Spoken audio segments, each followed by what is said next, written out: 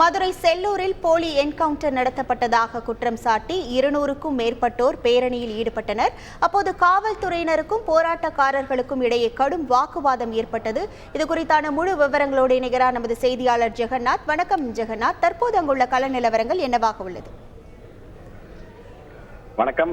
மதுரை செல்லூர் 50 அடி சாலையில் முக்குளத்தோர் இளைஞர் மீது நடத்தப்பட்டு வரும் போலீசாரின் என்கவுண்டர் விலை கண்டித்தும் மாபெரும் கண்டன பேரணியானது நடைபெற்று வருகிறது. தேவர் தேசபக்தன் முன்னிலையில் பார்த்தீங்கன்னா இந்த அமைப்பின் சார்பாக இந்த முக்குளத்தோரை சேர்ந்த இந்த பல்வேறு அமைப்பின் சார்பாக மாபெரும் கண்டனம் பேரணியானது நடைபெற்றது.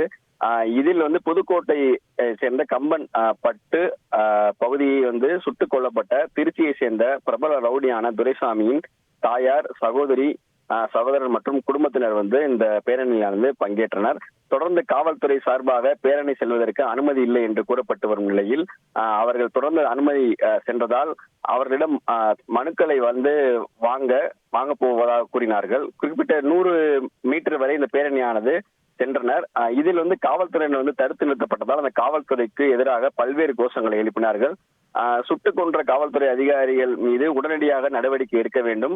தொடர்ச்சியாக முக்குளத்தோர் சமுதாயத்தை சேர்ந்த குற்ற பின்னணியில் உள்ளவர்கள் மீது என்கவுண்டர் தொடர்ந்தால் மிகப்பெரிய அளவில் போராட்டமானது நடைபெறும் என்றும் காவல்துறைக்கு எதிராக கோஷங்கள் எழுப்பியதால் அந்த பகுதி முழுவதும் பரபரப்பு ஏற்பட்டது.